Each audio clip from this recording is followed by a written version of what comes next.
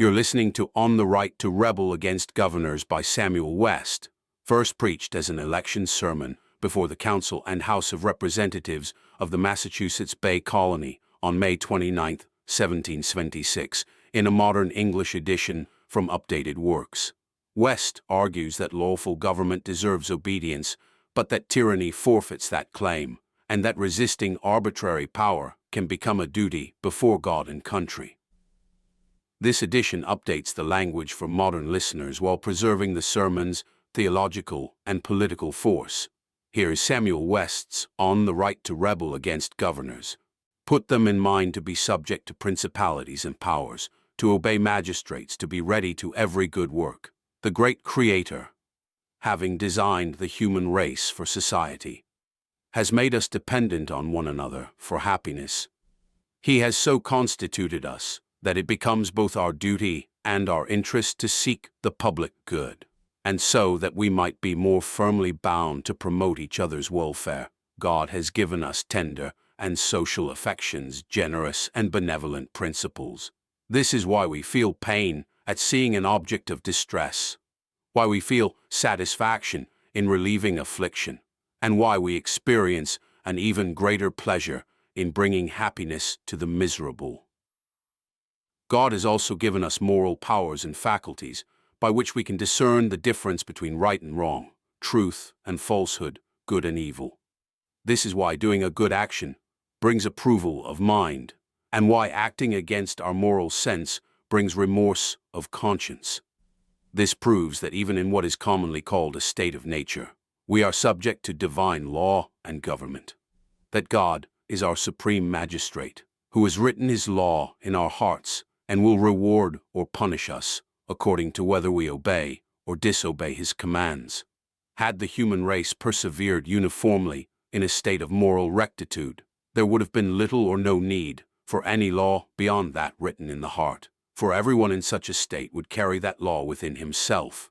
There would be no occasion for enacting or enforcing penal laws, for such laws are not made for the righteous man, but for the lawless and disobedient, for the ungodly and for sinners, for the unholy and profane, for murderers of fathers and murderers of mothers, for manslayers, for whoremongers, for those who defile themselves with mankind, for kidnappers, for liars, for perjurers, and for whatever else is contrary to sound doctrine, contrary, that is, to moral rectitude and the happiness of mankind.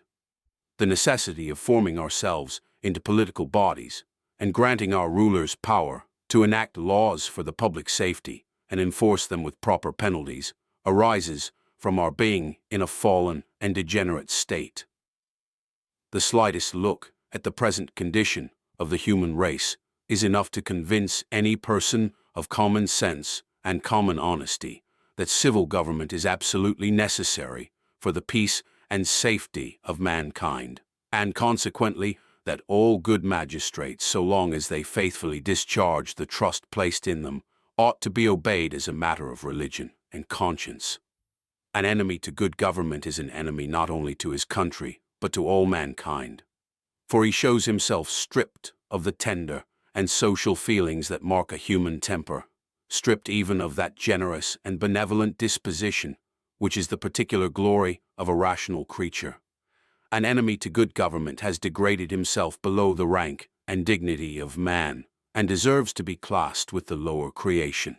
This is why wise and good men of every nation and religion have always taught subjection to good government, and have spoken out against those who licentiously disturb the public peace. Nor has Christianity fallen short on this crucial point.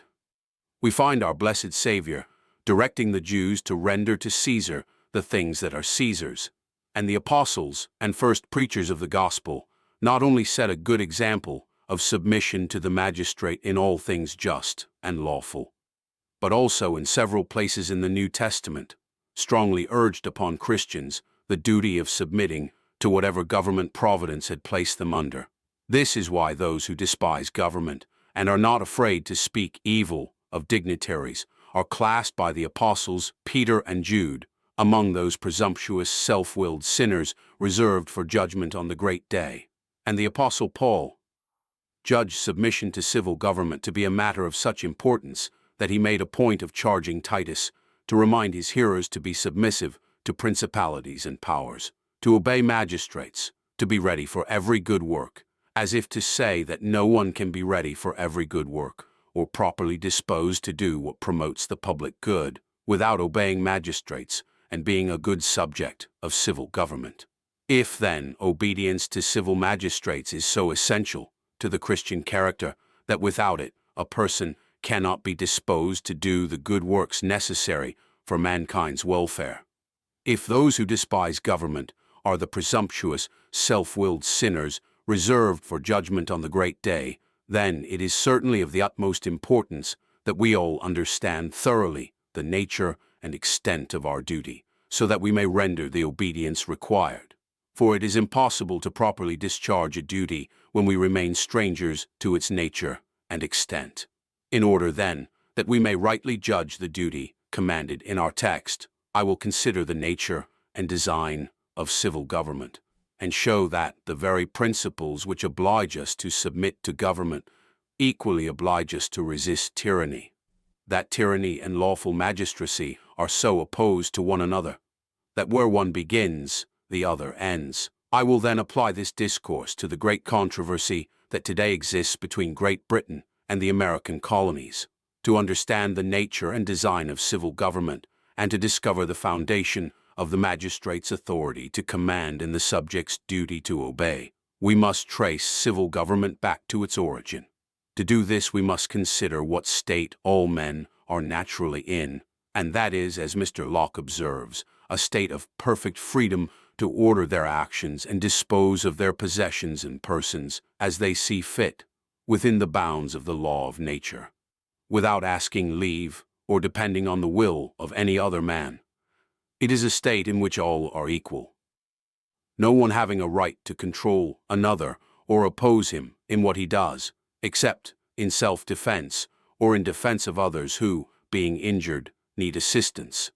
Had men persevered in a state of moral rectitude, everyone would have been disposed to follow the law of nature and pursue the general good. In such a state, the wisest and most experienced would surely have been chosen to guide and direct those with less wisdom and experience, since nothing else could give the least appearance of one person having superiority or precedence over another. With the dictates of conscience and the precepts of natural law uniformly and regularly obeyed, people would only need to be informed what was fittest and most prudent to do in cases where their inexperience left them in doubt about the wisest course. In such cases, they would need to consult those wiser and more experienced than themselves. But these advisors could claim no authority to compel anyone or use force to make others comply with their advice. There would be no need for such power, since every person, governed by right reason, would immediately feel compelled to do whatever appeared reasonable or likely to promote the general good. This would have been the happy state of mankind, had they held closely to the law of nature and remained in their original condition. So we see that a state of nature, though a state of perfect freedom, is far from a state of licentiousness. The law of nature gives no one the right to do anything immoral, contrary to the will of God, or injurious to fellow creatures. For a state of nature is properly a state of law and government, a government founded on the unchangeable nature of God, and a law resulting from the eternal fitness of things. Sooner shall heaven and earth pass away, and the whole frame of nature dissolve, than any part, even the smallest iota, of this law shall ever be abolished. It is as unchangeable as God himself, being a transcript of his moral perfections. Any revelation, claiming to come from God, that contradicts any part of natural law ought immediately to be rejected as a fraud, for God cannot make a law contrary to the law of nature without acting contrary to himself, a thing strictly impossible, since whatever implies contradiction is not an object even of divine power. Had this been properly understood, the world would have been spared a host of absurd and harmful principles industriously spread by artful and designing men, both in politics and in divinity. The doctrine of non-resistance and unlimited passive obedience to the worst tyrants could never have gained credit among mankind, had reason been consulted as a guide, for such a doctrine would immediately have been seen to be contrary to natural law. In a state of nature, we have a right to make those who have injured us repair the damage they have done, and it is just to inflict on them whatever punishment is necessary to restrain them from doing the same again, the whole purpose of punishment being either to reform the offender or to deter others from similar crimes. Whenever punishment exceeds these bounds, it becomes cruelty and revenge, directly contrary to the law of nature. Our wants and needs are such that it is impossible in most cases to enjoy life tolerably without entering into society, and there are countless situations in which we need the help of others, without which we would soon perish. So the law of nature requires that we help one another to the utmost in every case where our assistance is needed. It is our duty always to promote the general good, to do to others as we would wish to be done by were we in their place, to do justly, love mercy, and walk humbly before God. These are some of the laws of nature that everyone in the world is bound to observe, and whoever violates them exposes himself to the resentment of mankind, the lash of his own conscience, and the judgment of heaven. This plainly shows that the highest state of liberty subjects us to the law of nature and the government of God. The most perfect freedom consists in obeying the dictates of right reason and submitting to natural law. When a man goes beyond or against the law of nature and reason, he becomes the slave of base passions and vile lusts. He introduces confusion and disorder into society and brings misery and destruction on himself. This, then, cannot be called a state of freedom, but a state of the vilest slavery and most dreadful bondage. The servants of sins and corruption are subjected to the worst tyranny in the universe. Hence, we conclude that where licentiousness begins, liberty ends. The law of nature is a perfect standard of action for beings who persevere in moral rectitude. But our case is far different, for we are in a fallen and degenerate state. We have a law in our members continually warring against the law of the mind, by which we often become enslaved to the basest lusts and brought into bondage to the vilest passions.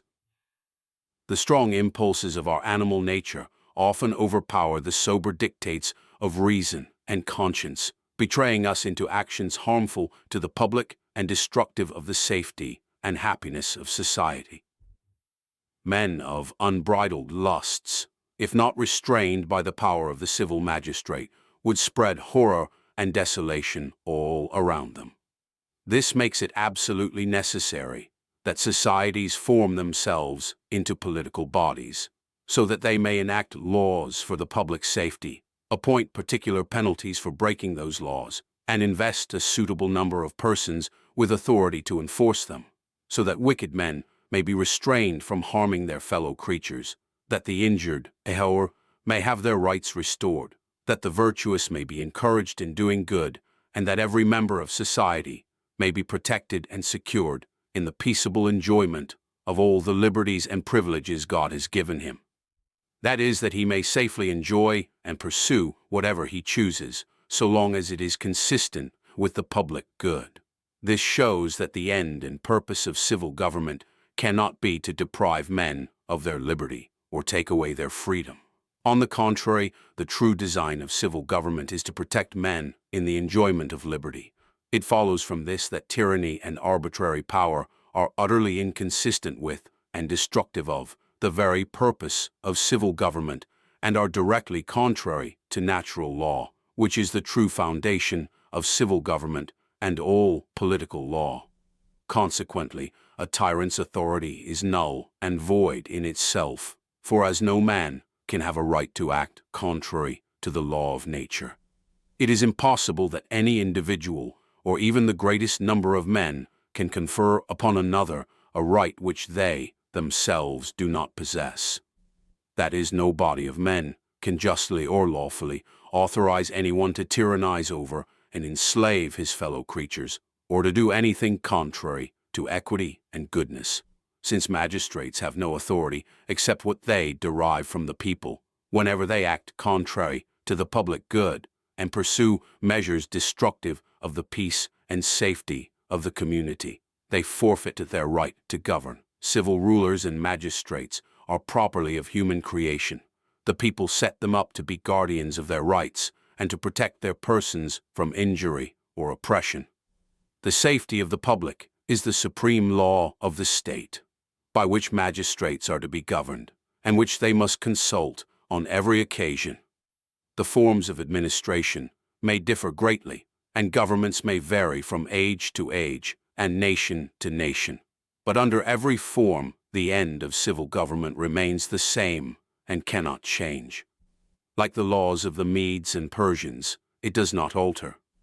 Though magistrates should consider themselves servants of the people, since it is from the people that they derive their power and authority, they may also be considered ministers of God, ordained by Him for the good of mankind.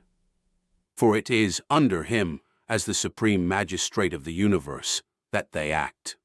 God has not only declared in His Word the necessary qualifications of a ruler, but also raises up and equips men for so important a station. The magistrate may also, in a stricter and more proper sense, be said to be ordained of God, because reason, which is the voice of God, plainly requires that such an order of men be appointed for the public good. Whatever right reason requires as necessary is as much the will and law of God as if it were commanded by direct revelation from heaven or written in the sacred scriptures. From this account of the origin, nature, and design of civil government, we can readily understand our duty.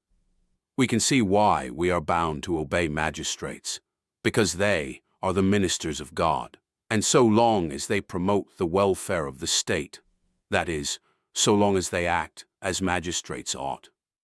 Obedience is required, and it is only the turbulent, if factious, and licentious spirit that resists them whenever and wherever it shows itself.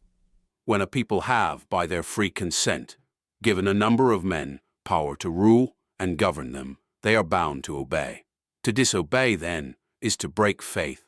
It violates a constitution of their own making and breaks a compact that ought to be held sacred.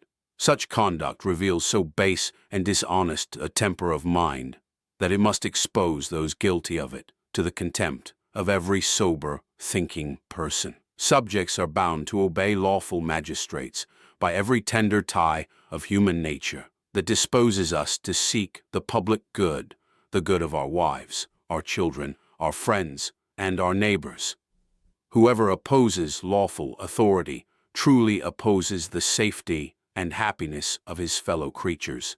A factious, seditious person who opposes good government is a monster in nature, an enemy to his own kind, devoid of humane feeling. Subjects are also bound to obey magistrates for conscience's sake, out of regard for divine authority and obedience to the will of God.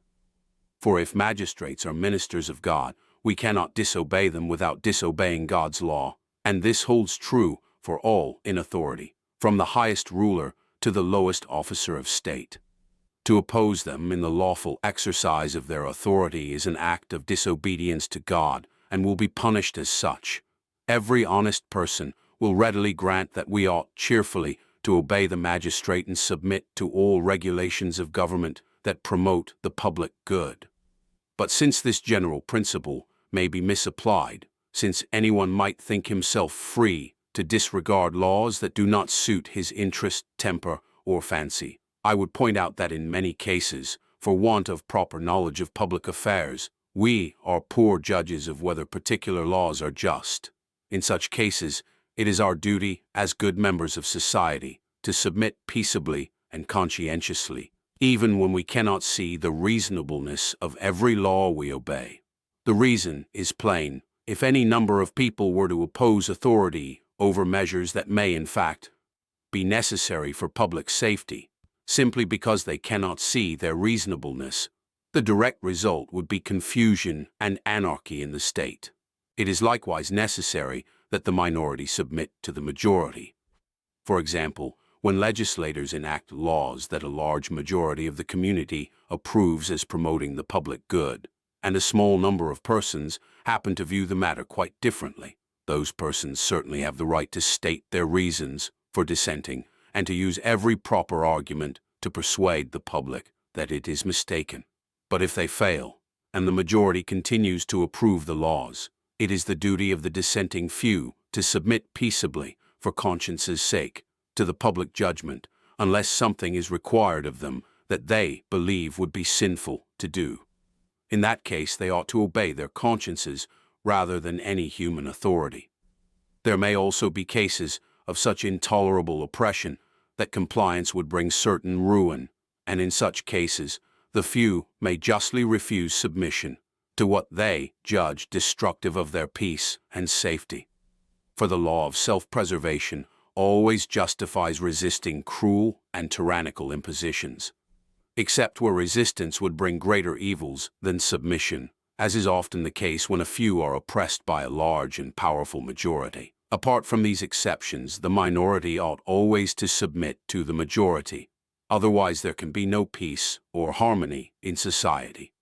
Besides, it is the majority of a community that alone has the right to establish a constitution and authorize magistrates. And therefore, it is only the majority that can claim the right to alter the constitution or remove the magistrates. For common sense tells us that it takes as great an authority to set aside a constitution as it did to establish it in the first place. The collective body, not a handful of individuals, ought to constitute the supreme authority of the state. The only remaining difficulty is to determine when a people may rightly form themselves into a body politic and assume the powers of legislation. To settle this point, we must remember that since all men are by nature equal, all members of a community have a natural right to assemble and vote for whatever regulations they judge necessary for the good of the whole. But when a community grows very large, it becomes difficult and often impossible for everyone to meet together and manage the affairs of state. Hence arises the necessity of appointing delegates to represent the people in a general assembly. This ought to be regarded as a sacred and inalienable right, of which a people cannot justly be deprived, and which no human authority can rightfully take from them.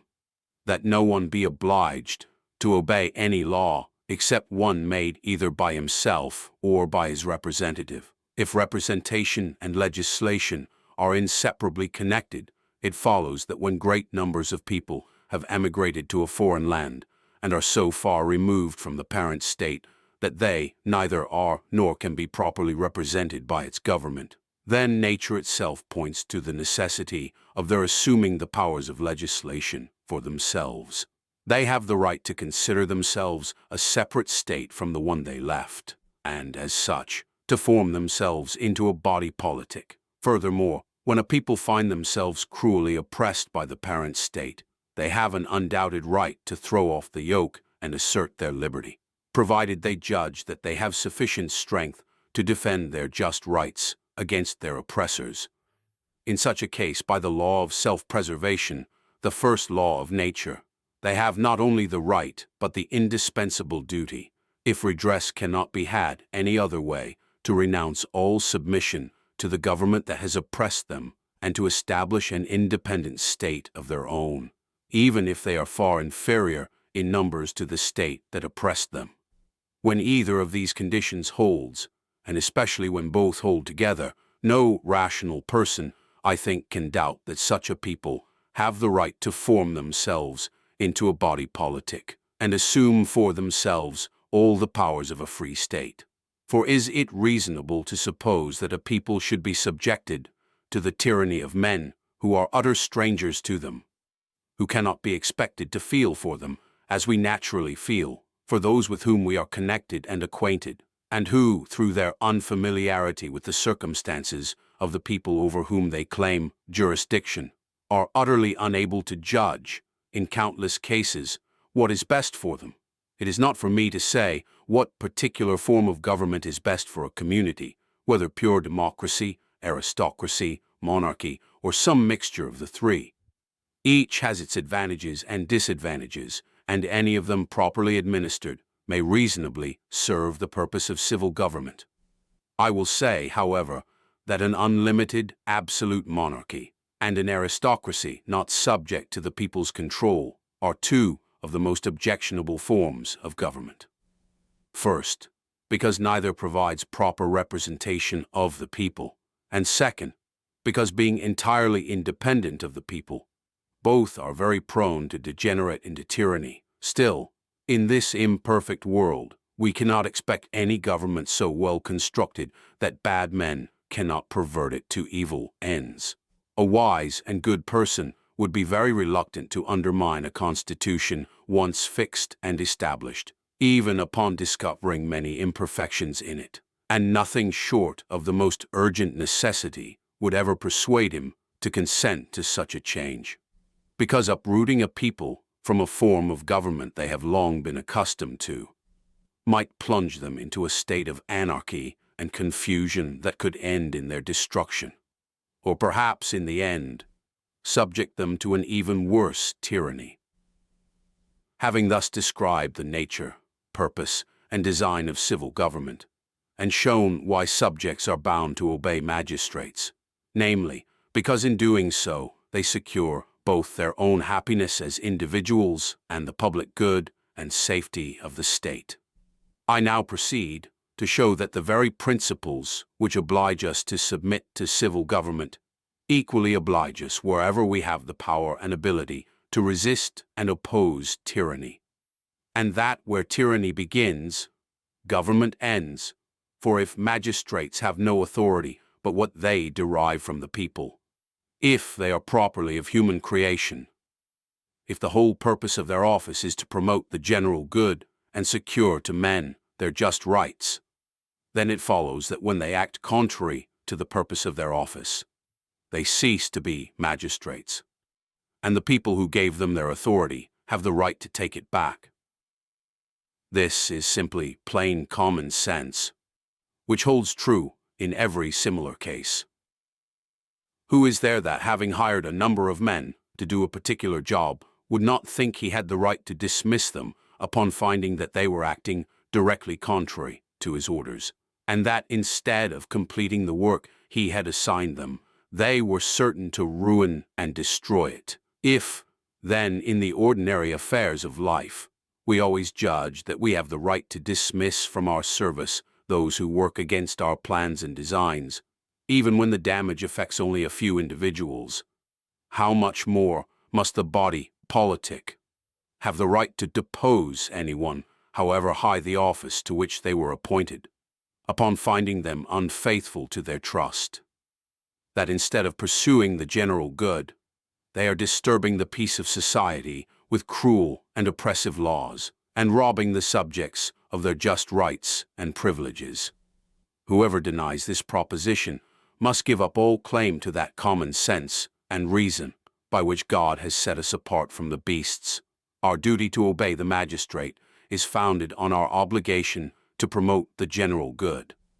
Our readiness to obey lawful authority will always rise in proportion to our love and regard for the welfare of the public, and that same love and regard for the public will inspire in us as strong a zeal to oppose tyranny as we have to obey magistracy. Our obligation to promote the public good extends as much to opposing every exertion of arbitrary power injurious to the state as it does to submitting to good and wholesome laws.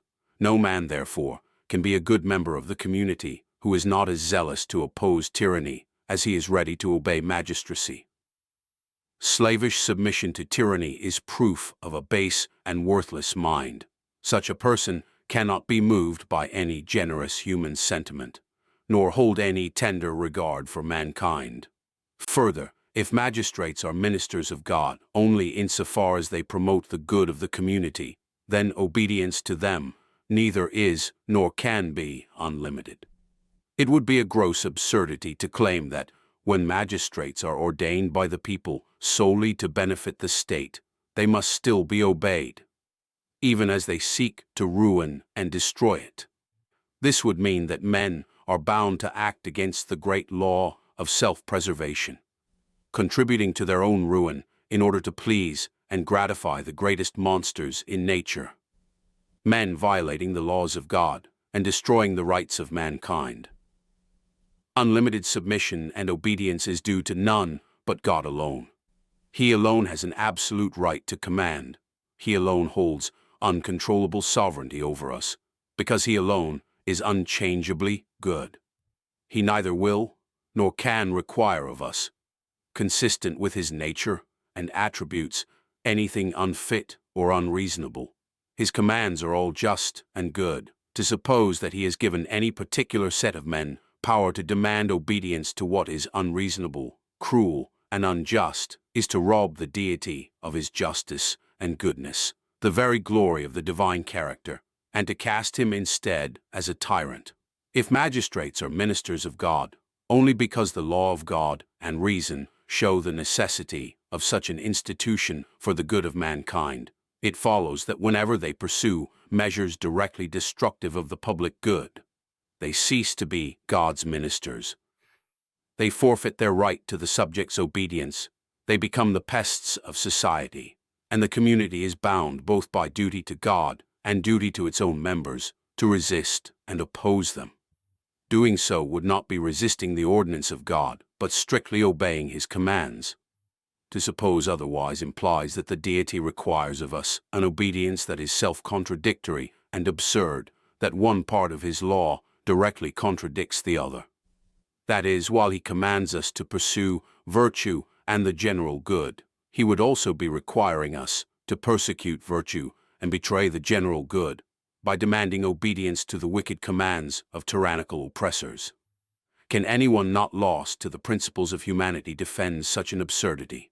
Since the public safety is the first and grand law of society, no community can have the right to invest the magistrate with any power that would enable him to act against the welfare of the state and the good of the whole. If people have at some time foolishly and wickedly surrendered their just rights into the hands of the magistrate, such acts are null and void.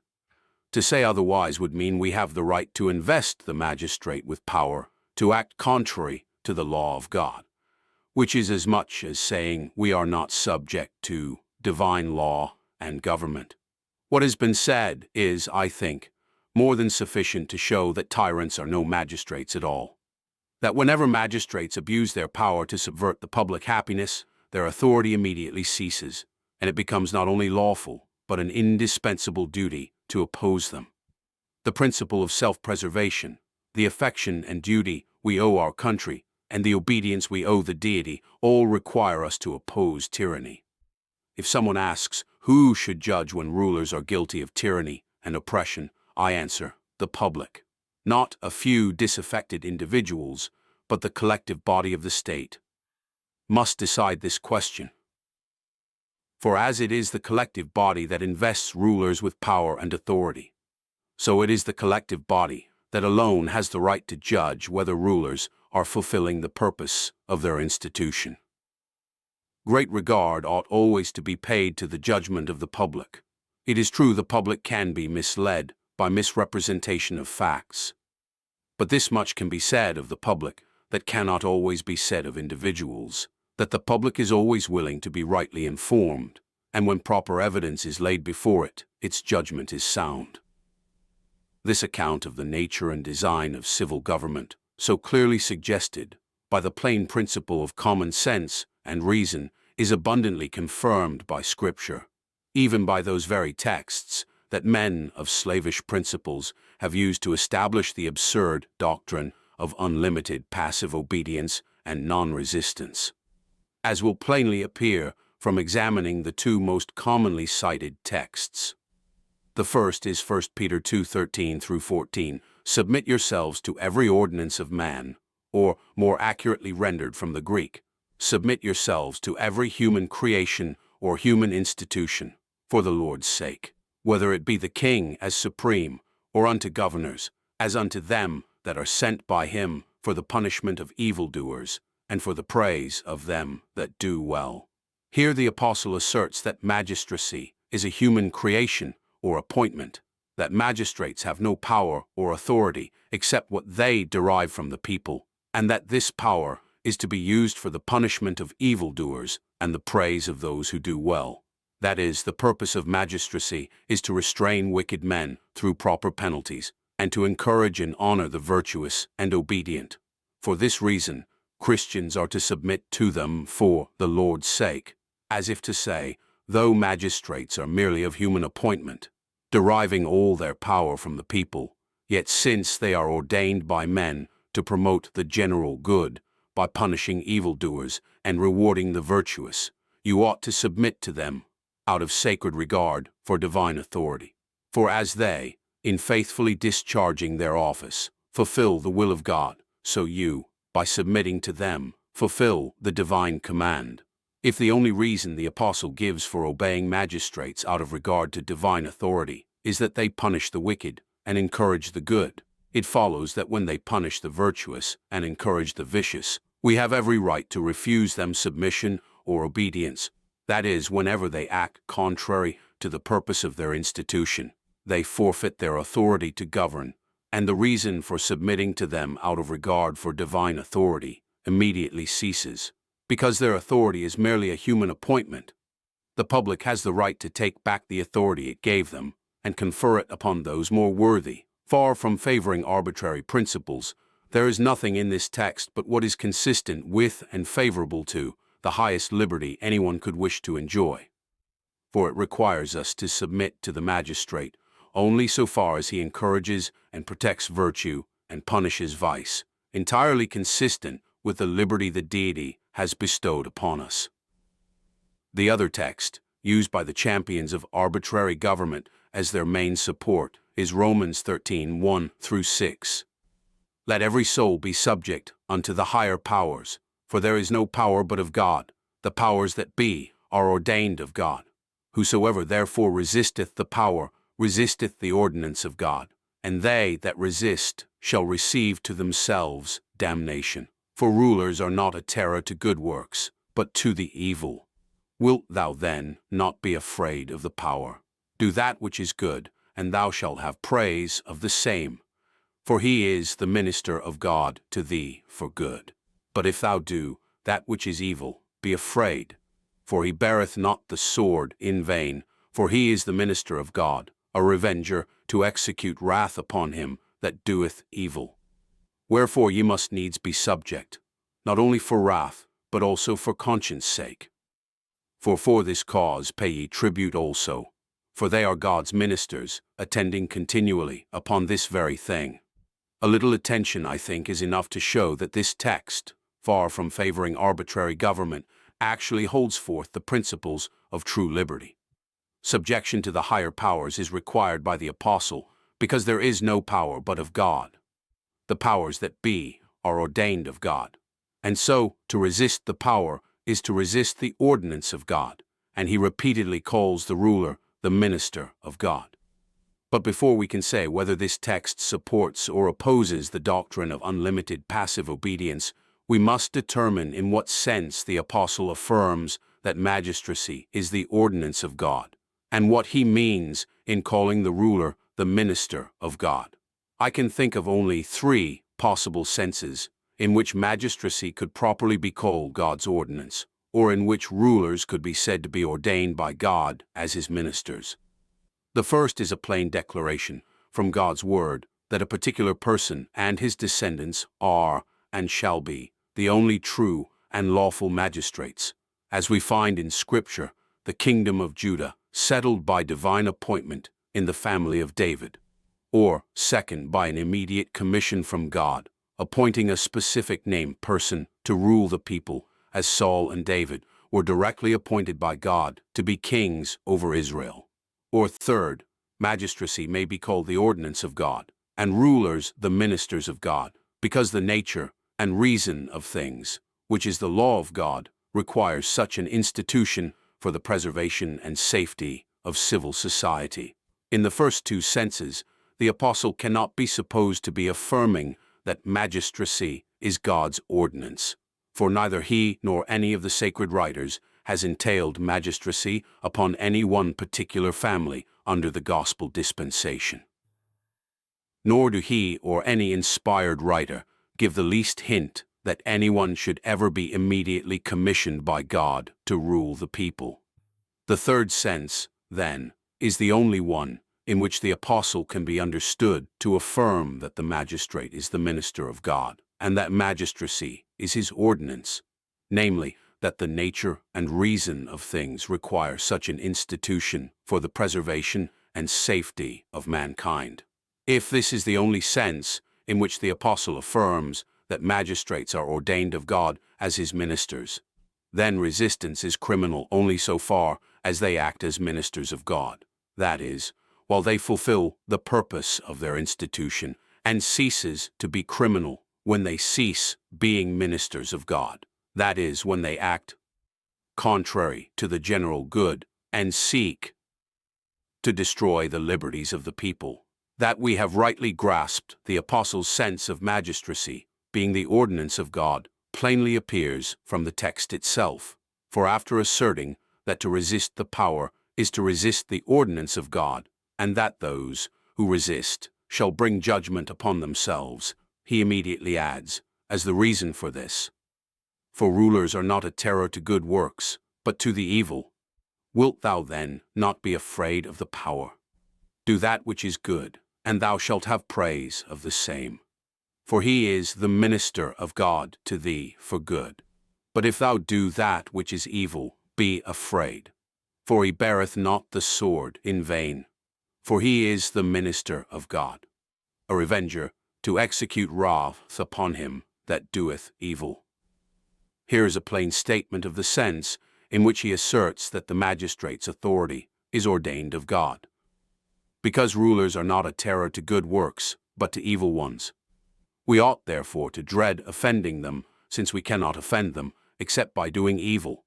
And if we do evil, we have good reason to fear their power, for they do not bear the sword in vain. In that case, the magistrate is a revenger executing wrath on the evildoer. But if we do what is good, we have no reason to fear the magistrate's authority. Instead of being punished, we will be protected and encouraged. The magistrate is called the minister of God because his role is to protect, encourage, and honor those who do well, and to punish those who do evil. For this reason, it is our duty to submit to them, not merely from fear of punishment, but out of regard for the divine authority under which they are deputed to execute judgment and do justice. This is also why, according to the apostle, tribute is owed them, because as God's ministers, their whole business is to protect every man in the enjoyment of his just rights and privileges, and to punish every evildoer. If the apostle asserts that rulers are ordained of God only because they are a terror to evil works and a praise to those who do well, if they are ministers of God only because they encourage virtue and punish vice, if for this reason alone they are to be obeyed for conscience' sake, if the sole reason they have a right to tribute is that they devote themselves wholly to securing men's just rights and punishing evildoers, then it follows by undeniable consequence that when they become the pests of human society, when they promote and encourage evildoers and become a terror to good works, they cease being the ordinance of God. They are no longer rulers, nor ministers of God. They are so far from being the powers ordained of God that they become ministers of the powers of darkness, and it is so far from being a crime to resist them that in many cases it may be highly criminal in the sight of heaven to refuse to resist and oppose them to the utmost of our power. In other words, the same reasons that require us to obey the ordinance of God equally oblige us when we have power and opportunity to oppose and resist the ordinance of Satan. So we see that the Apostle Paul, instead of being a friend to tyranny and arbitrary government, turns out to be a strong advocate for the just rights of mankind, and for our enjoying all the liberty with which God has invested us. No power, according to the Apostle, is ordained of God, except one that encourages every good and virtuous action. Do that which is good, and you shall have praise from the same. No one need fear this power ordained of God, who does nothing but what is agreeable to the law of God. For this power will not restrain us from exercising any liberty the deity has granted us. The minister of God is to restrain us from nothing but doing evil, and to that we have no right. To practice evil is not liberty, but licentiousness.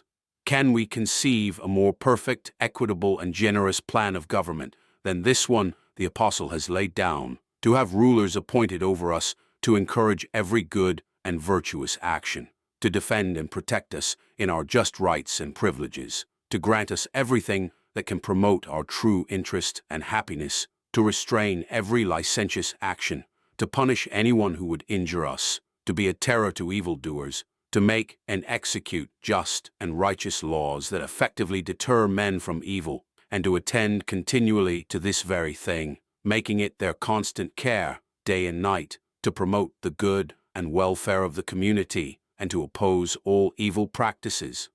Such rulers deservedly may be called ministers of God for good. They carry on the same benevolent design toward the community that the great governor of the universe carries on toward his whole creation. It is the indispensable duty of a people to pay tribute and afford an easy, comfortable subsistence to such rulers, because they are the ministers of God, continually laboring for the good of the community. Whoever resists such magistrates does, in a very emphatic sense, resist the ordinance of God. He is an enemy to mankind, odious to God, and justly incurs the sentence of condemnation from the great judge of the living and the dead. Obedience to such magistrates is yielding obedience to the will of God, and therefore ought to be performed out of sacred regard to divine authority. For anyone to infer from this that the apostle enjoins unlimited obedience to the worst of tyrants, and pronounces damnation on those who resist the arbitrary measures of such pests of society, makes as much sense as arguing that because Scripture commands obedience to the laws of God, we may not oppose the power of darkness, or that because we are commanded to submit to the ordinance of God, we may not resist the ministers of Satan. What violence must be done to the apostle before he can be made to speak the language of oppression? It is as plain, I think, as words can make it, that according to this text, no tyrant can be a ruler. The apostle's definition of a ruler is one who is not a terror to good works, but to evil, and who praises and encourages those who do well. Whenever a ruler encourages evildoers and becomes a terror to those who do well, that is, as soon as he becomes a tyrant, he forfeits his authority to govern and becomes the minister of Satan, and as such ought to be opposed. I know it is said that the magistrates were, at the time the apostle wrote, heathens, and that Nero, that monster of tyranny, was then emperor of Rome, and that therefore the apostle, by enjoining submission to the powers then in place, requires unlimited obedience to be given to the worst of tyrants. Now, without insisting on what has often been observed, that this epistle was most probably written near the beginning of Nero's reign, when he was a very humane and merciful prince, did everything generous and benevolent for the public, and showed every act of mercy and tenderness to individuals, and therefore might at that time justly deserve the character of minister of God for good to the people. Setting that aside, let us suppose this epistle was written after Nero had become a monster of tyranny and wickedness. Even then, it would by no means follow that the apostle meant to enjoin unlimited subjection to such authority, or that he intended to affirm that such cruel, despotic authority was the ordinance of God. The plain, obvious sense of his words, as we have already seen, forbids such a reading, for they plainly imply strong abhorrence and disapproval of such a character, and clearly prove that Nero, insofar as he was a tyrant, could not be the minister of God, nor have a right to claim submission from the people. So, this passage ought perhaps to be viewed rather as a severe satire on Nero than as enjoining any submission to him. It is also worth noting that the apostle prudently avoided naming any particular persons then in power, since doing so might have been taken in an invidious light and exposed the primitive Christians to the severe resentment of those in power. He only requires, in general, submission to the higher powers, because the powers that be are ordained of God. Now, though the emperor might at that time be such a tyrant that he could, with no propriety, be said to be ordained of God. It would be strange if there were no men in power among the Romans who acted up to the character of good magistrates and deserved to be esteemed ministers of God for good to the people. If there were any such, notwithstanding Nero's tyranny, the apostle might with great propriety enjoin submission to those powers ordained of God, and by so particularly pointing out the end and design of magistrates, and giving his definition of a ruler, he might mean to show that neither Nero nor any other tyrant ought to be esteemed the minister of God. Or rather, which appears to me the true sense, the apostle meant to speak of magistracy in general, without reference to the emperor or anyone else then in power at Rome. The meaning of the passage is as if he had said, "It is the duty of every Christian to be a good subject of civil government, for the power and authority of the civil magistrate are from God. The powers that be are ordained of God, that is, the authority of magistrates now at Rome or elsewhere is ordained by the deity. Wherever you find lawful magistrates, remember they are of divine ordination. But so that you may understand what I mean by saying magistrates are of divine ordination, I will show you how to discern lawful magistrates ordained of God from those who are not. Only those are to be esteemed lawful magistrates, ordained of God, who pursue the public good by honoring and encouraging those who do well and punishing all who do evil. Such and such only, wherever found, are the ministers of God for good. To resist them is to resist the ordinance of God, and exposes you to divine wrath and condemnation. In either of these senses, the text cannot be made to favor arbitrary government. Nor could the apostle with any propriety tell them they need not fear the power so long as they did what was good, if he meant to recommend unlimited submission to a tyrannical Nero, for the best characters were the likeliest to fall victim to his malice. Besides, such an instruction would be directly contrary to his own practice and that of the primitive Christians, who refused to comply with the sinful commands of men in power, answering in such cases, "We ought to obey God rather than men." Hence, the Apostle Paul himself suffered many cruel persecutions because he would not renounce Christianity, but persisted in opposing the idolatrous worship of the pagan world. This text, rescued from the absurd interpretations that supporters of arbitrary government have imposed on it, turns out to be a noble confirmation of that free and generous plan of government which the law of nature and reason points out to us. We could not desire a more equitable plan of government than what the apostle has laid down here. For if we consult our happiness and true good, we can never wish for an unreasonable liberty, that is, freedom to do evil, which, according to the apostle, is the only thing the magistrate is to restrain us from. To have liberty to do whatever is fit, reasonable, or good is the highest degree of freedom that rational beings can possess. And how honorable a station are those men placed in by the providence of God, whose business it is to secure this rational liberty for men and to promote the happiness and welfare of society by suppressing vice and immorality, and by honoring and encouraging everything honorable, virtuous, and praiseworthy. Such magistrates ought to be honored and obeyed as the ministers of God and the servants of the King of heaven.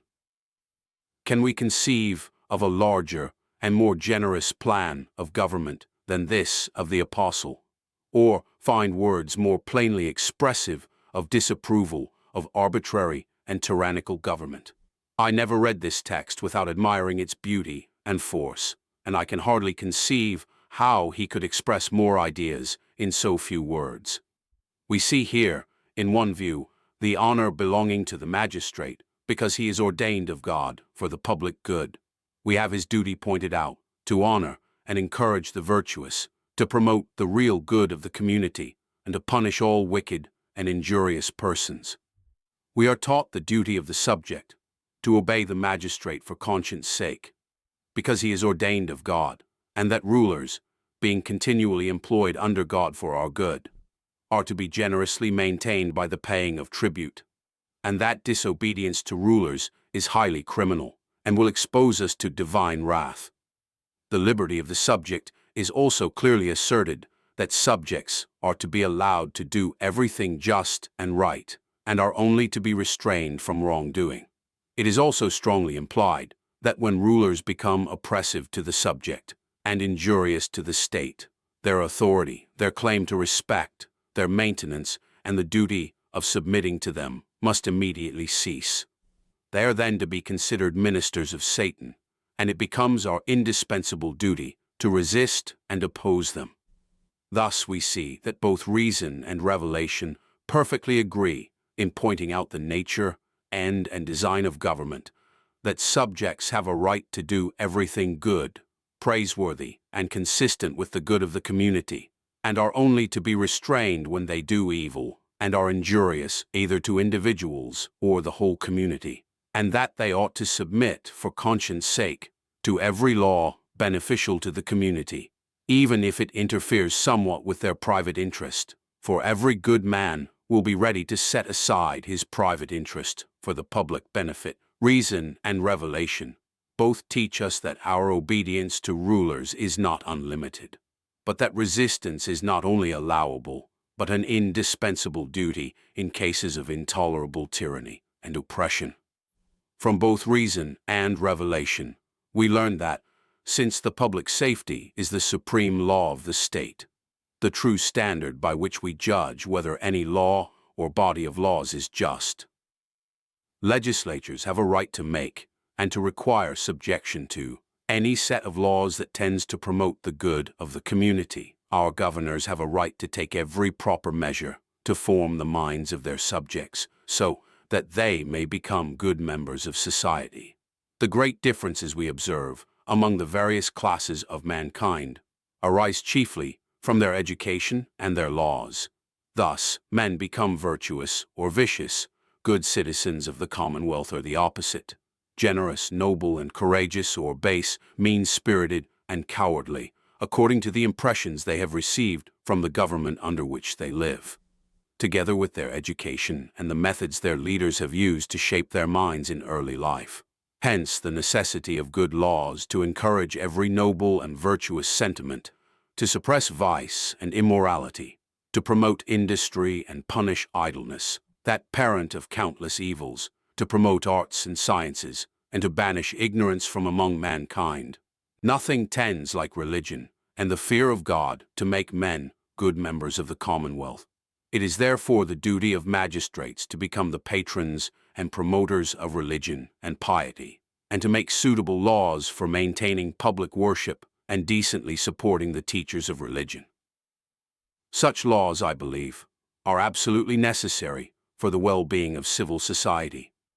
They can be made consistent with all the liberty of conscience that every good member of society ought to enjoy, since there are few, if any, religious societies among us that do not profess to believe and practice all the great duties of religion and morality necessary for the well-being of society and the safety of the state.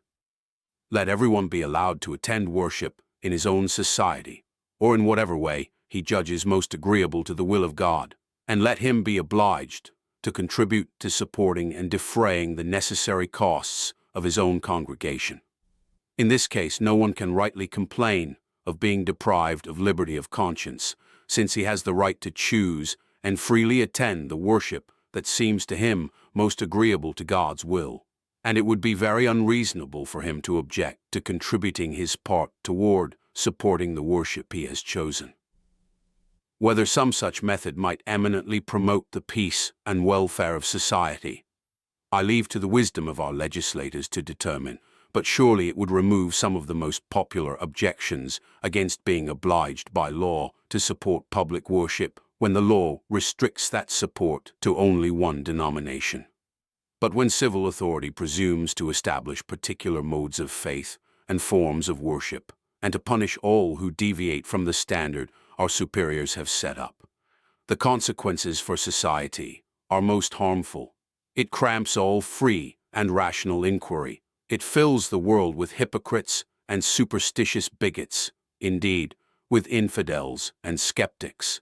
It exposes men of religion and conscience to the rage and malice of fiery, blind zealots, and dissolves every tender tie of human nature. In short, it produces confusion and every evil work. I cannot but regard it as a peculiar blessing of heaven, that we live in a land where everyone can freely express his views on religious subjects and enjoy the privilege of worshiping God according to the dictates of his own conscience without molestation or disturbance, a privilege I hope we shall always maintain and defend. No principles ought ever to be discouraged by civil authority, except those that tend to subvert the state. So long as a man is a good member of society, he is accountable to God alone for his religious views.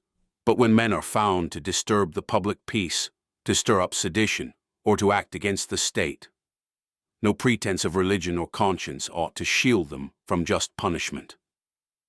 Yet since the purpose of punishment is either to make restitution to the injured, or to restrain men from committing similar crimes in the future, once these important ends are achieved, the punishment ought to cease.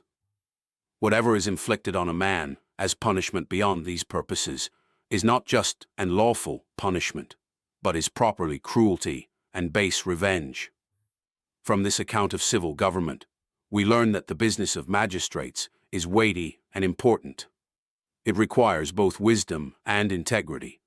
When either is lacking, government will be poorly administered, especially if our governors are men of loose morals and abandoned principles. For if a man is not faithful to God and his own soul, how can we expect him to be faithful to the public? There was great wisdom in the advice Jethro gave Moses, to provide able men, men of truth, who feared God and hated covetousness, and to appoint them as rulers over the people. For it is a gross absurdity to suppose that those ordained by God for the public good should have no regard for the laws of God, or that the ministers of God should despise the divine commands. David, the man after God's own heart, makes piety a necessary qualification in a ruler. He that rules over men, he says, must be just, ruling in the fear of God. This is necessary for the welfare and happiness of the state. For to say nothing of the venality and corruption, the tyranny and oppression that arise under unjust rulers, their vicious and irregular lives alone will have a most harmful effect on the lives and manners of their subjects. Their authority becomes despised in the eyes of discerning men. And besides, with what face can they make or enforce laws they themselves violate with greed? A people who have the right to choose their magistrates are guilty before heaven when they are governed by caprice or whim, or influenced by bribery to choose irreligious magistrates devoid of principle, of bad morals and base lives. People cannot fully realize what a curse they may bring upon themselves and their descendants by foolishly and wickedly choosing men of abandoned character and profligate lives as their magistrates and rulers. We have already seen that magistrates who rule in the fear of God ought not only to be regarded as the ministers of God, but ought also to be handsomely supported, so that they may cheerfully and freely attend to the duties of their office. It is a great shame and disgrace to society to see men who serve the public laboring under needy and indigent circumstances. And besides, it is an eternal truth that the laborer is worthy of his reward. It is also a great duty of the people to treat those in authority with all due honor and respect, and to be careful not to cast any slander upon their characters. To despise government and to speak evil of those in authority is described in Scripture as one of the worst of traits. And Moses commanded, "You shall not speak evil of the ruler of your people." Great harm may follow from reviling the character of good rulers, for the unthinking mass of mankind is quick to give ear to scandal, and when it falls upon men in power, it brings their authority into contempt, lessens their influence, and discourages them from doing the service to the community of which they are capable. Whereas when they are properly honored and treated with the respect due their station, it inspires them with courage and a noble eagerness to serve the public.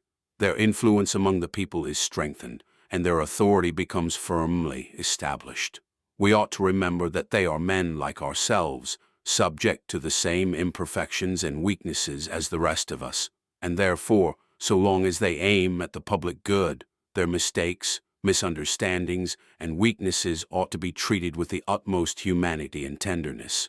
But though I recommend to all Christians as part of their duty to magistrates that they treat them with proper honor and respect, none should suppose that I mean they ought to be flattered in their vices or honored and indulged while they seek to undermine and ruin the state.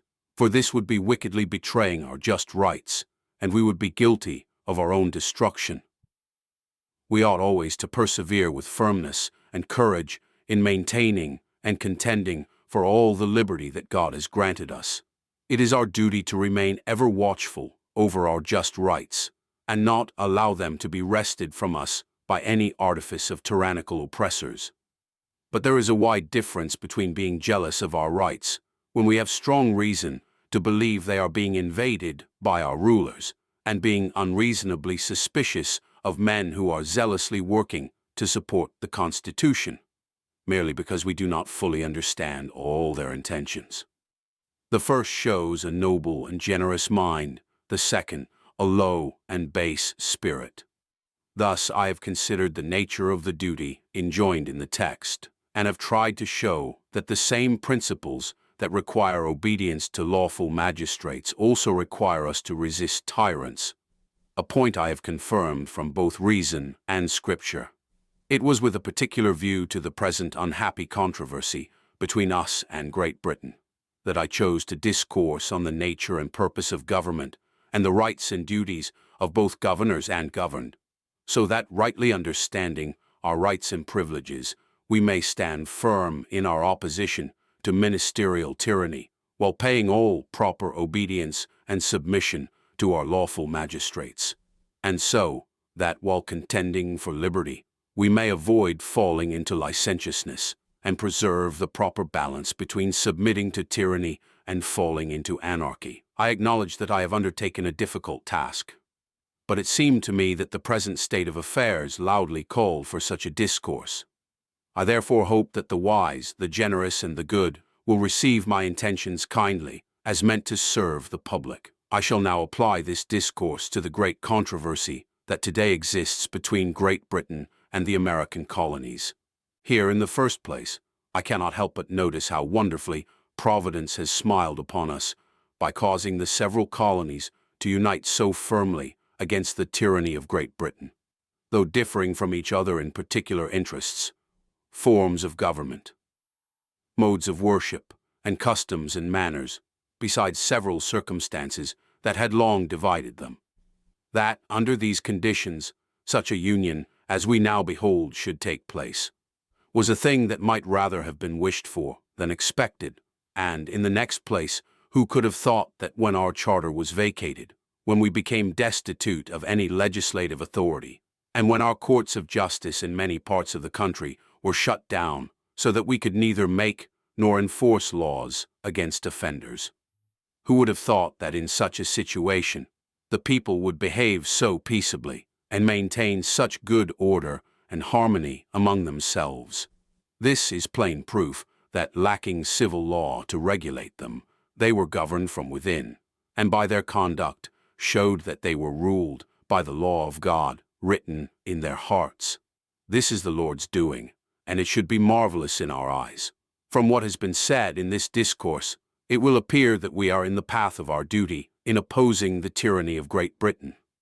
For if unlimited submission is not owed to any human power, if we have an undoubted right to oppose and resist a set of tyrants who are subverting our just rights and privileges, then no one who calmly considers reason can doubt whether we have the right to resist and oppose the arbitrary measures of the King and Parliament. It is plain to demonstration, indeed, nearly self-evident, that they have been and are endeavoring to deprive us not only of the privileges of Englishmen and our charter rights, but of something far more sacred, the privileges of men and Christians. That is, they are robbing us of what belongs to us as men and rational beings, and what God has confirmed to us in His written word as Christians and disciples of that Jesus who came to redeem us from the bondage of sin and the tyranny of Satan, and to grant us the most perfect freedom, even the glorious liberty of the sons and children of God. Here they have endeavored to deprive us of the sacred charter of the King of Heaven. But we have this for our consolation: the Lord reigns, he governs the world in righteousness, and will avenge the cause of the oppressed when they cry out to him. We have made our appeal to heaven, and we cannot doubt that the judge of all the earth will do right. Need I, on this occasion, descend to particulars? Can anyone be ignorant of what we complain of? Does not everyone know that the King and Parliament have assumed the right to tax us without our consent? And can anyone be so lost to the principles of humanity and common sense as not to see their conduct in this matter as a very grievous imposition? Reason and equity require that no one be obliged to pay a tax he has never consented to, either himself or through his representative. But since divine providence has placed us at so great a distance from Great Britain that we neither are nor can be properly represented in the British Parliament, this is plain proof that God intended us to have the powers of legislation and taxation among ourselves. For can anyone suppose it reasonable that a set of men who are perfect strangers to us should have the uncontrolled right to lay the heaviest and most grievous burdens upon us as they please, purely to satisfy their unbounded greed and luxury? Must we be made to perish with cold and hunger to maintain them in idleness and every kind of debauchery and dissipation? But if they have the right to take our property from us without our consent, we must be wholly at their mercy for our food and clothing, and we know from sad experience that their tender mercies are cruel. But because we were not willing to submit to such an unrighteous and cruel decree, though we modestly complained and humbly petitioned for redress instead of hearing our complaints and granting our requests, they went on to add iniquity to transgression by passing several cruel and unrighteous acts. Who can forget the cruel act blocking up the harbor of Boston, by which thousands of innocent persons would inevitably have been ruined had they not been supported by the continent?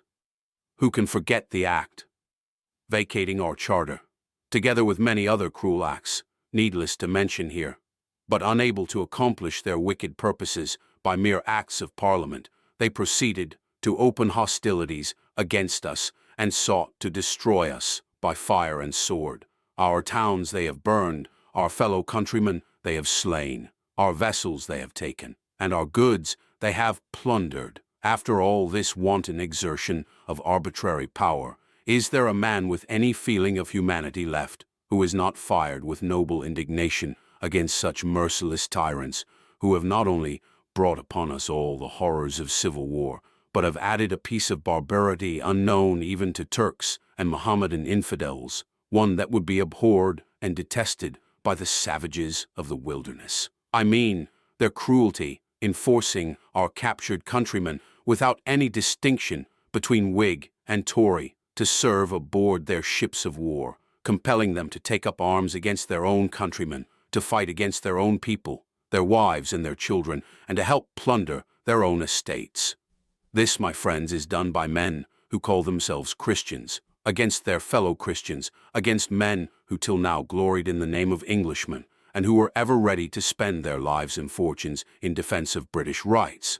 Tell it not in Gath, publish it not in the streets of Ascalon, lest it cause our enemies to rejoice and our adversaries to triumph. Such conduct brings great reproach upon the profession of Christianity. Indeed, it is a scandal even to human nature itself.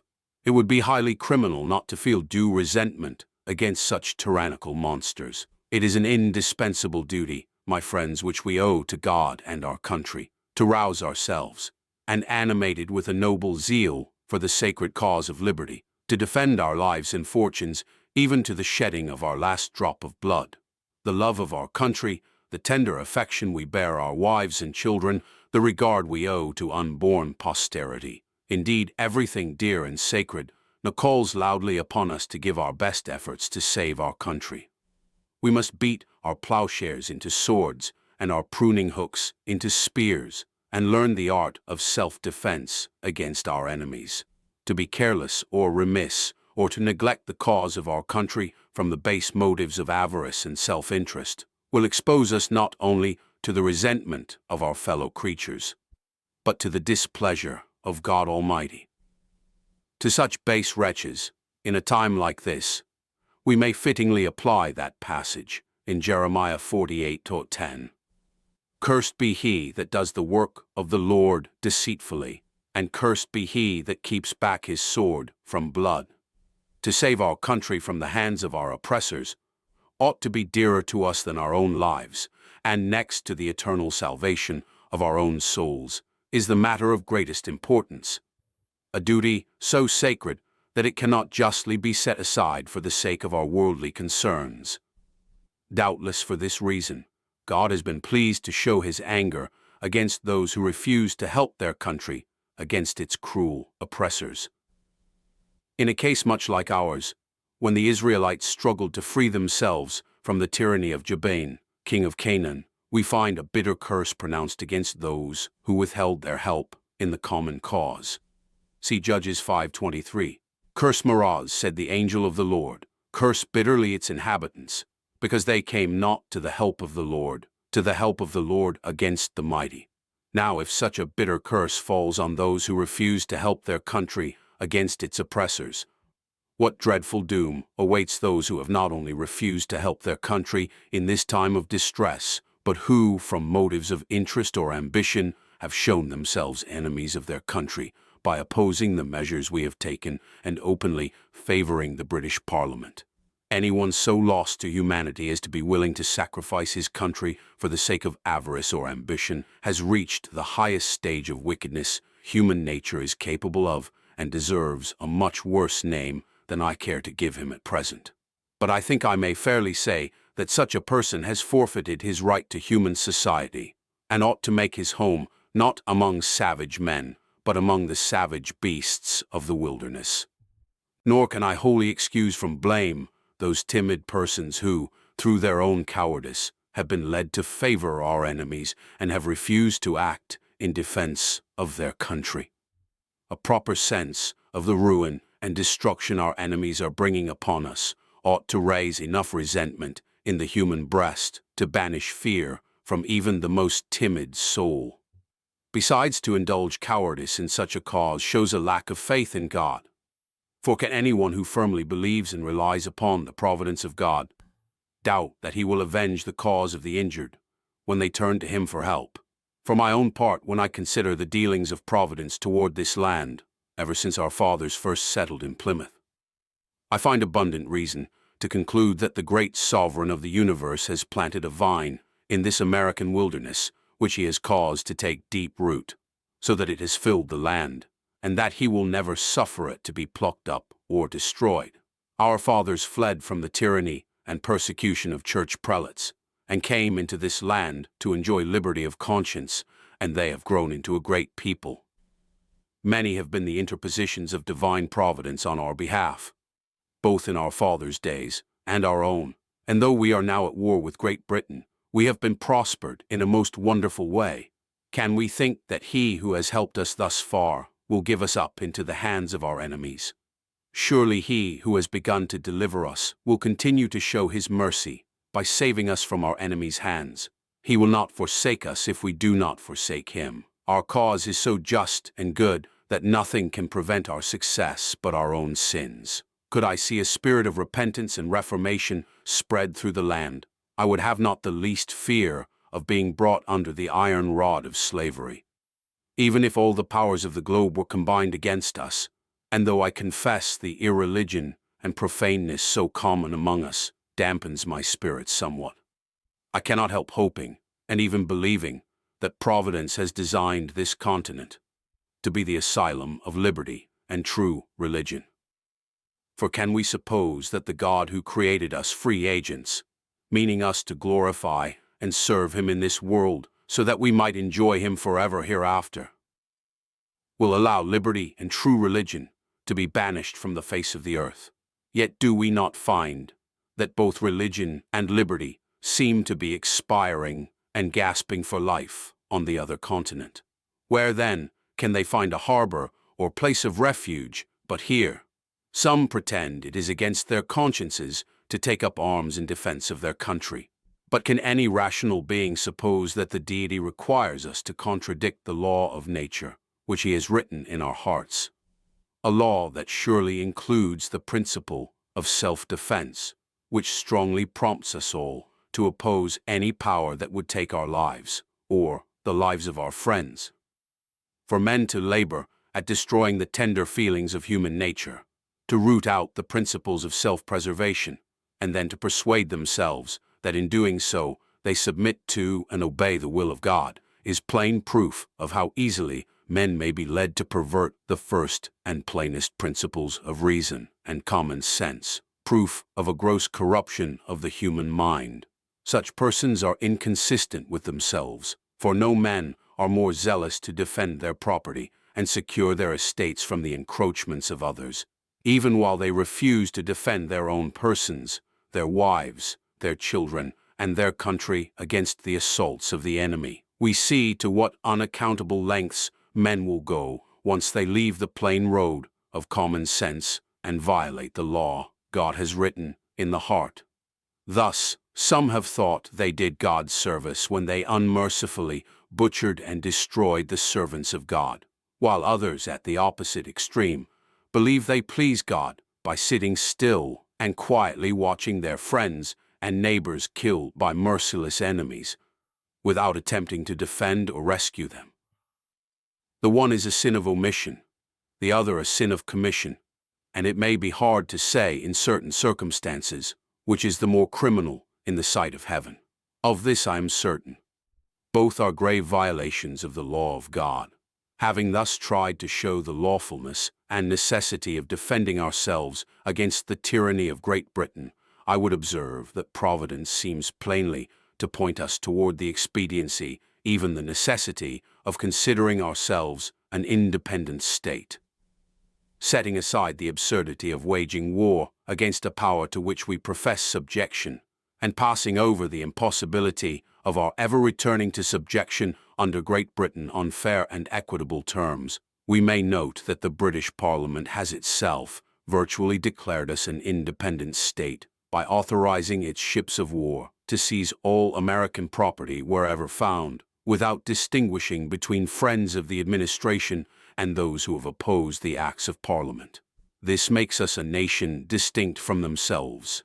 They can no longer rightly call us rebels, for rebellion implies a particular faction rising against lawful authority, in which case the factious party alone ought to be punished, while the loyal are protected.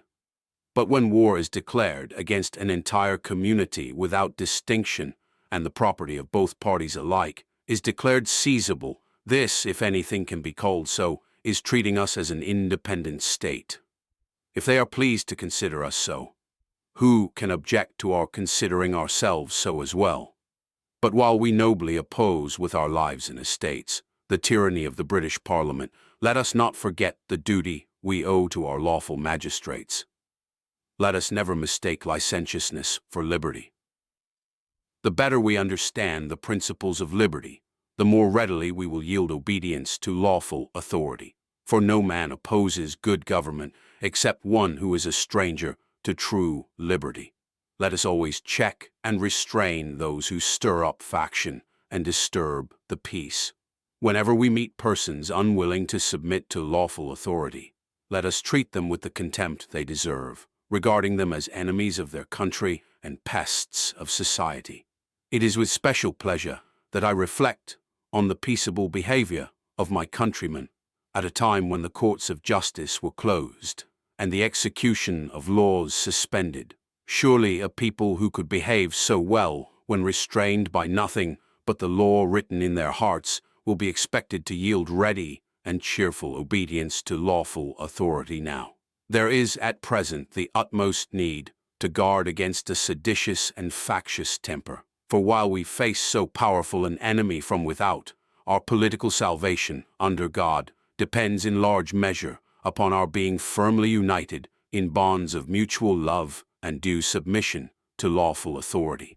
I hope we will never give our adversaries just cause to reproach us as men of turbulent disposition and licentious principle, unable to bear restraint even by good and wholesome laws of our own making, or to submit to rulers of our own choosing. I have reason to hope much better things of my countrymen, though I speak this way. Still, in this time of difficulty and distress, we cannot be too much on guard against the least approach of discord and faction.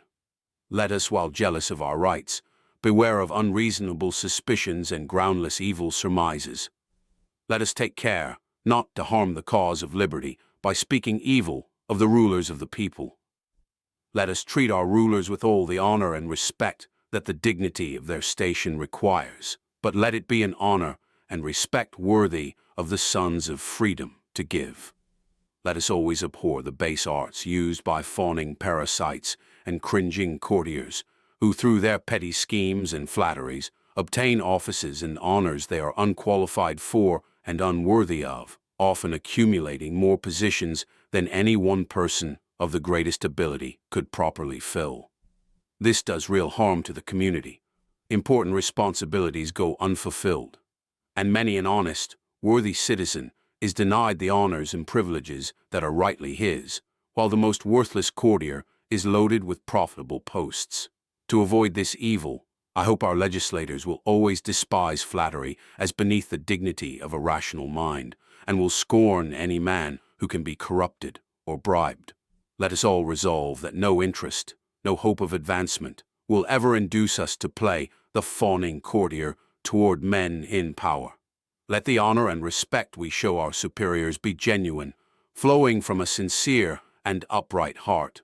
The honors paid to arbitrary princes have often been hollow and insincere. Tyrants have been flattered in their very vices and given an almost idolatrous reverence. The worst princes have often been the most flattered and adored. Many in the pagan world even claimed the title of gods and received divine honors. This idolatrous reverence has always accompanied arbitrary power and tyrannical government. Even Christian princes, though not literally worshipped as gods, have been given titles that reek of blasphemy and reverence that is truly idolatrous. What right has a poor, sinful creature of the dust to claim the title, His Most Sacred Majesty? Sacred belongs to God alone, for none is holy as the Lord. Yet how common it is to give this title to kings. And how often have we been told the king can do no wrong, even if he is so foolish and wicked as to be scarcely capable of ever being right. Still it must be maintained that he cannot possibly do wrong. The cruel, savage nature of tyrants and the idolatrous reverence paid them are both vividly portrayed by the Apostle John in Revelation, chapter 13, verses 1 through 10, where he describes a horrible beast rising out of the sea, with 7 heads and 10 horns, and on its heads the names of blasphemy. By heads we should understand forms of government, and by blasphemy, idolatry, implying that some degree of idolatry attends every form of tyrannical government. The beast is shown with the body of a leopard, the feet of a bear, and the mouth of a lion, a horrible monster possessing the rage and fury of the lion, the fierceness of the bear, and the swiftness of the leopard in seizing and devouring its prey. Could words more powerfully capture the rage, fury, and violence of tyrants as they destroy and ravage mankind? The dragon gives this beast his power, his throne, and great authority, that is, the devil appoints him as his agent on earth, showing that tyrants are ministers of Satan, ordained by him for the destruction of mankind. We might expect that such a horrible monster would be abhorred and detested by all mankind, and that every nation would join forces to oppose and utterly destroy him from the face of the earth. But instead, they are shown worshipping him. Verse 8, "And all that dwell on the earth shall worship him, that is, all those whose names are not written in the Lamb's book of life." The wicked world pays him an idolatrous reverence, worshipping him with godlike adoration. What could more vividly display the gross stupidity and wickedness of mankind than this? Tamely surrendering their just rights into the hands of tyrannical monsters, and so readily giving them the unlimited obedience due to God alone.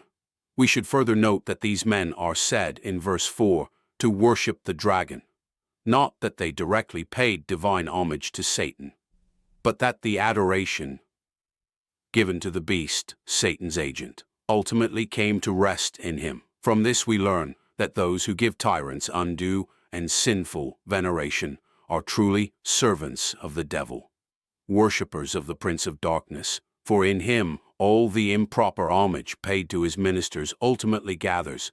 Hence that terrible warning of divine wrath against the worshippers of the beast and his image. If any man worship the beast and his image, and receive his mark in his forehead or in his hand, the same shall drink of the wine of the wrath of God, which is poured out without mixture into the cup of his indignation. And he shall be tormented with fire and brimstone in the presence of the holy angels, and in the presence of the Lamb, and the smoke of their torment ascends forever and ever. And they have no rest day nor night, who worship the beast and his image, and who receive the mark of his name. Here the inspired apostle sets forth, as clearly as possible, God's abhorrence of tyranny and tyrants, along with the idolatrous reverence their wretched subjects tend to pay them, and the terrible warning of divine wrath against those guilty of this improper obedience to tyrants. Should it not deeply concern us all to stand firm in the liberty with which heaven has made us free, and to strive for victory over the beast and his image, over every form of tyranny? Let us regard freedom from the power of tyrants as a blessing that cannot be bought too dearly, and let us thank God that he has so far delivered us from the idolatrous reverence men are so prone to pay arbitrary tyrants. Let us pray that he will graciously complete the mercy he has begun, by confounding the schemes of our enemies, bringing their plans to nothing, and establishing our just rights and privileges on so firm and lasting a foundation, that the power of earth and hell shall not prevail against it. Under God, every person in the community should contribute to bringing about so glorious and important an outcome. But this responsibility falls in a special way to the gentlemen chosen to represent the people in this General Assembly, including those appointed to the Honorable Council Board. Honored fathers, in this day of calamity and distress, we look to you as guardians of our invaded rights and defenders of our liberties against British tyranny. You are called, by Providence, to save your country from ruin. A trust of the highest importance imaginable has been placed in you, a task the most noble and grand, the most arduous and difficult ever to engage the human mind, at least as far as the affairs of this present life are concerned. But since you are engaged in defense of a just and righteous cause, you may commit your cause to God with firmness of mind, and depend on his kind providence for direction and help. You will have the fervent wishes and prayers of all good men, that God will crown all your labors with success, guide you toward measures that promote the welfare and happiness of the community, and grant you all the wisdom and prudence necessary to govern the affairs of state in this critical time. Honored fathers of the House of Representatives, we trust your wisdom and goodness will lead you to appoint to the council only men you know to be of real principle and unblemished life, men who have shown themselves zealous and sincere friends of the liberties of America, and who fear God. Only such men can be depended upon to pursue the general good consistently. My reverend fathers and fellow ministers will recall that, according to our text, part of the work of a gospel minister is to teach his hearers the duty they owe to magistrates. Let us, then, faithfully explain the nature of that duty and show them the difference between liberty and licentiousness, while animating them to oppose tyranny and arbitrary power. Let us also impress upon them the duty of yielding proper obedience to lawful authority. To fulfill this part of our ministry rightly and faithfully, we must thoroughly study the law of nature, the rights of mankind, and the reciprocal duties of governors and governed. In this way, we can guard our people against two extremes: slavish submission to tyrants on the one hand, and sedition and licentiousness on the other.